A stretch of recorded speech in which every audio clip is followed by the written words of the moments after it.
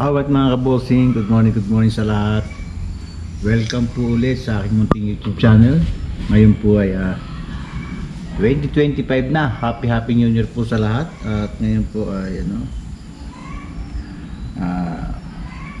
tulog po lahat yung mga kasama ko sa bahay. Araw po ngayon ng Miyerkules at gabi. Hindi po ako masyadong ng New Year dahil pagod po ako. Medyo nagkaroon po tayo ng mga ginawa kahapon. Then sa lahat ng New Year parang kahapon lang ako hindi na gano'n nakapagsaya ng ayos. So bagamat gano'n ay hopefully kayong lahat ay naging masaya kagabi sa pagsalubong sa 2025. Maligayang bagong taon sa inyong lahat. At sana po ay maraming blessing ang dumating sa inyo ngayong taong ito. At siyempre priority natin ay maging malusog ang ating mga membro ng pamilya, wala pong magkasakit, at ayun, siyempre maging maayos ang samahan ng pamilya. Yun po ang mahalaga. Happy New Year po sa lahat mga kabosing. Hindi ko lang alam mga kabosing kung anong year of ano ba yun. Hindi ko alam kung anong year na yun, year of the horse, ganun ba, hindi ko pa alam yan mga kabosing. Siguro next day malaman natin kasi yun naman ay laging magiging topic sa social media kung anong magiging year the kind of animals ngayon mga kabosing. So paggabi nagkaroon din po talaga ng kasiyahan, nagkaroon ng ayun, nag-video ako sila. So hindi naman tayo so naka-join man konti lang oras at inintay ko rin naman yung paghahating gabi at pagsalubong sa bagong taon, pero hindi tayo masyadong na-enjoy. Pero napansin ko napakaingay kagabi dito sa aming lugar. Marami pa rin yung mga nagpaputok at yung mga nakakarinding tambutso ng motor mga kabosi. Sa totoo lang hindi ako napapagusto dun sa yung paingin tambutso ng mga motor. Siguro yung mga kabataan lang napapagusto doon, pero parang hindi nakaka-enjoy yung mga motor na gano'n. Makakarindi pa as compare sa mga paputok, yung mga traditional na paputok. Mas okay pa yun yung mga gano'n. Tapos trotot. Ako kasi pinalakahan natin mga kabosing yung mga sari-saring klase ng paputok. Huwag lang yung talagang sobrang lalakas na. At saka yung mga fireworks kagabi.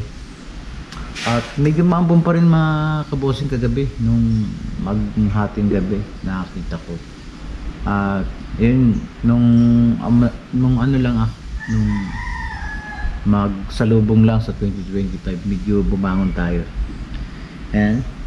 At siyempre marami tayong new resolution ngayong taon ito. At medyo naging pabaya ako sa hanap buhay nung nakaraang taon ng 2024.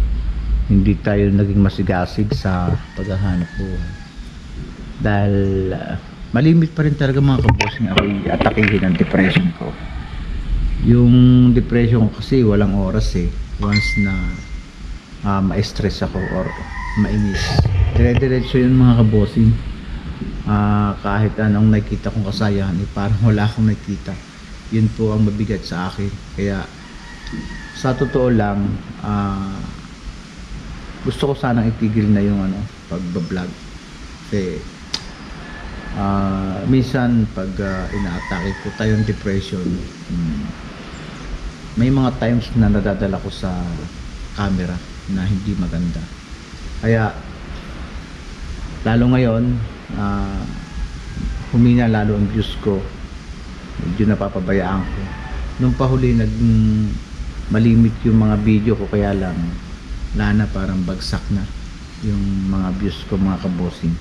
Sana ngayon 2025 kahit napakasimple ay suportahan pa rin niyo ako dahil ito po ay stress reliever ko, parang nakaka-relieve po ng aking depression. So ang ganito po parang depression ay hindi basta nawawala ng basta-basta na. Basta nagkaroon po ako ng mga salitang hindi ko nagustuhan ay nagiging big deal para sa akin. So So kung hindi ko tutulungan yung sarili ko, minsan yung takbo ng isip ko ay hindi sa paganda, lagi ng palala, kaya ang hirap mga kabossing. So dati nga yung mga pagka bagong taon, kanya-kanya kaming batian, ang mga pamilya ko dati. So ngayon parang wala na, parang pag naiisip ko nakakalungkot din. Siyempre may kanya-kanya kaming pamilya, pero on the other side mga kabossing, hindi ako nagagandahan dahil nung kami mga bata pa, yung mga bagong taon, wala naman kami handa. Wala po kami magarbong handa, pero masaya po ang bagong taon. As compare ngayon, yun nga, until now big deal pa rin sa akin yung hindi ako makamove on doon sa pagkawala ng mga parents ko na until now parang naalala ko pa rin. So siguro isang araw bala ko sanang pumunta sa puntod uli ng aking mga magulang, kasi minsan may mga time na pag ako depressed, yun lang po ang naiisip ko mga kabossing, ganoon. So wag naman yung sabihin na New Year napaka-emotion ko, pero yun talaga ang nararamdaman ko. Pero medyo basta pag may kinainisan akong tao, yung tendency ng isip ko, hindi ako makapag-adjust pag ako nag-adjust sa isang tao. Ayan. So ayan mga kabossing, medyo maulan pa rin. At nung ba itong Pasko parang walang katapusan na ambon. Ayan. Hindi ko alam ang reason kung bakit ganito ang panahon. Maambon pa rin. Hindi siya talaga nag-aaraw. Laging may mga ambon, maliliit na ambon. At hindi po talaga basta tumitila yan. Nung Pampasko, bagamat tumila naman hindi naman talaga totally tila. Ambon-ambon pa rin mga kabossing. So Happy New Year sa lahat ng mga viewers ko dyan sa aking channel, yung mamumpay, lahat yung mga nanonood sa akin ng mga OFW. Sana po nasa maayos kayong kalagayan at masaya ang inyong bagong taon. Ano nga bang hero ba ngayon taong to 2025? Ayan, meron din po akong fireworks kagabi na pinaputo ko, at saka yung mga driver ko. Kaya lang ang priority nila kagabi ay pag-iinom.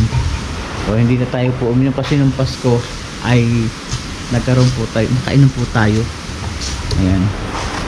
So sana maging maayos ang New Year ko. Ang New Year resolution ko ay maghapit uli ng hanap buhay. Bagamat noong 2024 ang naisip ko, ba't ba ako maghahanap buhay? Pwede naman ako tumigil, pero hindi siyempre may mga anak pa po ako nag-aaral din, kaya dapat maghapit pa rin tayo. At kung para sa sarili hindi kaya na naman natin, kaya lang may nag-aaral pa po akong anak mga kabossing, kaya dapat maghanap buhay pa rin tayo, mag-ipon pa rin para sa future nila mga kabossing. Yan. Kagabi kami na lang, yung mga driver ko pinauwi ko rin bago maghating gabi, kasi sabi ko sa kanila dapat sa pagsalubong sa 2025 ay andun kayo sa inyong pamilya. Ang natira lang dito yung stay-in ko at saka yung mga driver ko na wala naman talaga silang asawa, kaya dito ko na lang pinag-New Year mga kabossing. So nung matapos yung 12 ay nahigaan ako mga kabossing. Medyo talagang parang lugaw pa rin ako, pero at least ngayong umaga ay parang maganda naman ang gising ko, bagamat na ulan. So maraming natira naman pagkain dyan, handa agad. Sinalaan po namin iinitin at Yung mga kasama ko ay puro tulog pa mga kabossing. At hindi na natin ginigising muna dahil nung matulog sila ay alas 2 na mga kabossing ng umaga. Ayan mga kabossing. Tulog kasi silang lahat. At hindi pa talaga nakakalinis mga kabossing. Ayan mga kabossing. Bale, hihintay natin magising yung mga kasama ko sa bahay. At yung isang ko, magagawa ko ay hindi ko alam kung nakauwi na o naiwan yung sweldo niya. Ayan hindi ko ibigay kagabi, baka kasi paglasing yun kung saan niya tinatap yung pera niya, kaya hindi ko ibigay. Parang nakaalis na siguro nahihiya magising sa akin para kunin yung sweldo niya. At mga kabossing, ngayong January kinakailangan kong umuwi rin ng Batangas kasi may mga kinakailangan kong asikasuhin doon sa mga properties namin sa Batangas. Bala ko sanang ayusin na ngayong taong to. At gusto ko rin ibalita sa inyo na nagbabalak po akong magawa ng kubo sa amin sa Batangas, para kasi yung bahay namin sa Batangas, yung malaki naman, yung pinakita ko sa vlog ko na panoodin niyo, ay napabigay po doon sa isa kong kapatid na yung malaki na yung ancestral bahay house namin, yung bahay ng mga magulang namin nung buhay pa. So tingin ko kasi mas gusto ko yung pag nauwi ako ng Batangas ay may sarili akong bahay kahit kubo lang. Nakapag-prepare na naman po ako ng location, lugar kung saan ko ilalagay. Bali, binala ko talaga magpagawa ng kubo ngayon. Tuwing binala ko talaga minsan mag-stay doon sa Batangas sa bahay doon. Yan po ang abangan nyo mga kabossing, baka i-vlog natin yung pagpapagawa natin ng bahay doon kung sana matuloy. At yan ay binabala ko. Bali, marami na po akong bahay. Ito po lang dito talaga ko stay sa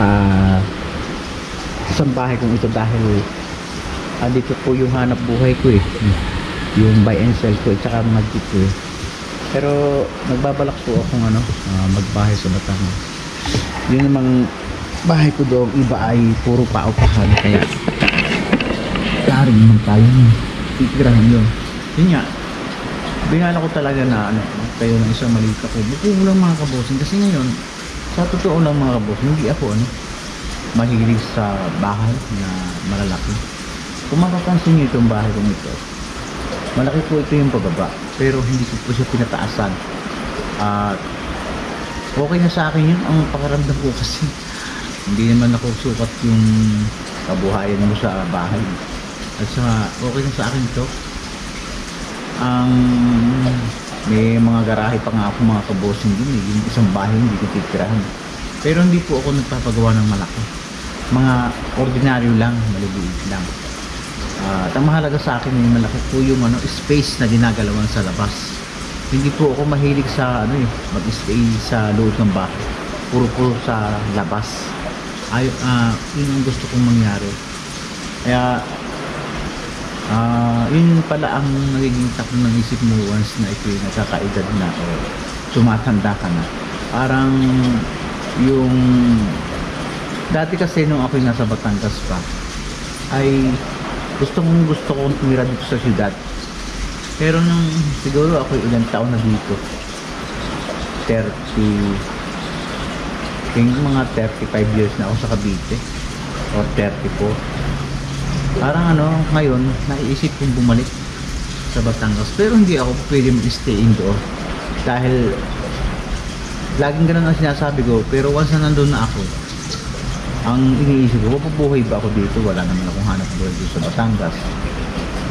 Hindi man tayo mahilig mag-bukid. Kung nakikita naman nyo ako nagagarden, ay gusto ko yung maliliit lang, ayaw ko na malalaki. And then isa pa, hindi po tayo green thumb o wala tayong sweat at ganun.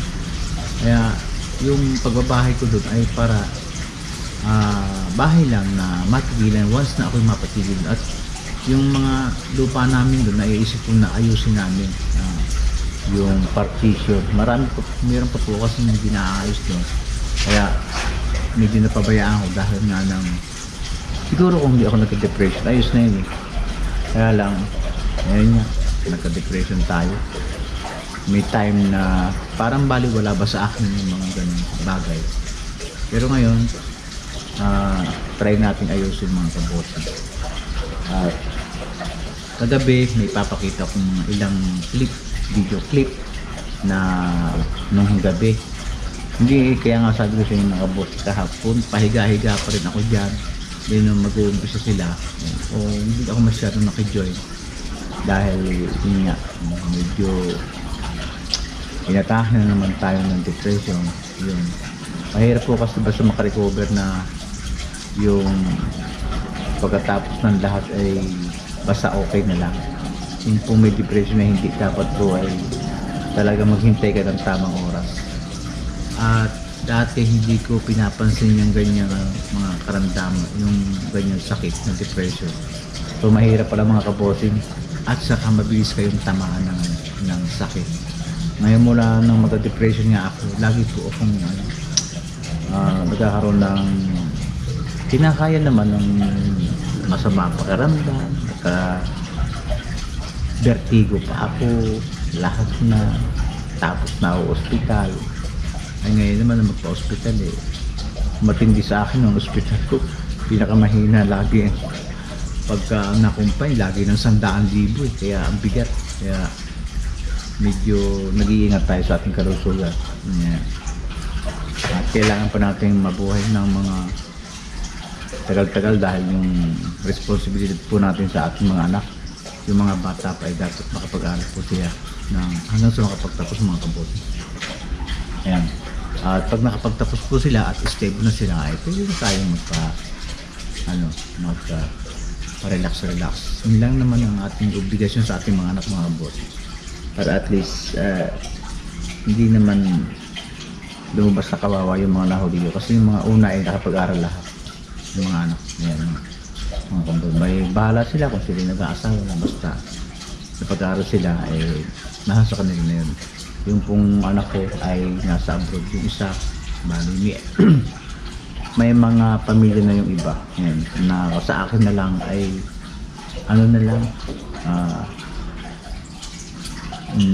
lima mga kabos. Ayan mga kabos, maya antaantabay lang at yung ibang clip ng video kagabi ay papakita ko sa inyo mga kabos. Ayan mga kabos, tayo sa mga bahay, medyo nakakasaya dyan sa amin, no? Ayan, no? Yung mga driver kong iba ay pinauwi ko na sa kanilang pamilya, pero may tatlong natira. Ayan. Welcome to 2025 mga kabosing. Happy New Year sa inyong lahat kung saan kayo naroon. Pinapati ko kayo ng isang maligayang bagong taon. Welcome to 2025.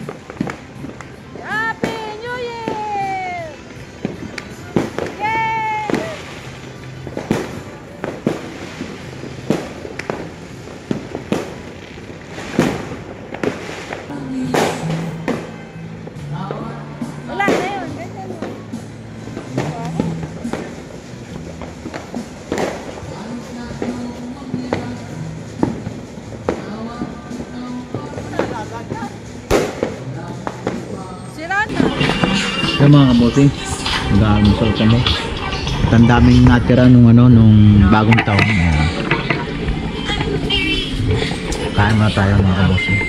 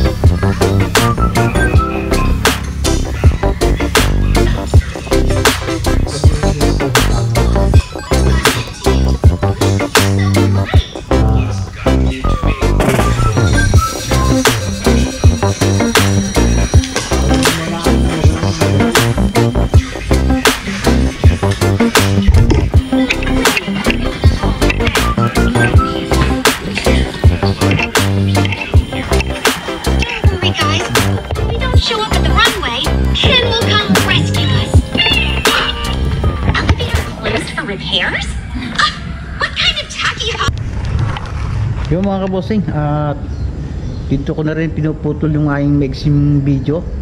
At least nakapag video tayo ngayon 2025 at katatapos lang namin kumain. So mga kabosing, inuulit ko, pinabati ko po kayo ng isang maligayang bagong taon. At hinihiling ko po sa taas ang inyong palaging kaligtasan at walang karamdaman ang buong membro ng pamilya. Ligtas kung saan man kayo naandoon ngayon. Happy New Year. At ngayon po ay parang Year of the Snake mga kabosing, kung di ako nagkakamali, ang taong 2025. At yun, sana samahan nyo pa rin ako sa aking mga susunod na vlog. Subaybayan po ninyo at suportahan pa rin nyo ako mga kabosing. Ayun, madilim pa rin mga panahon, ang panahon. So ayan mga kabosing, until next video na lang. Bye bye, I love you all.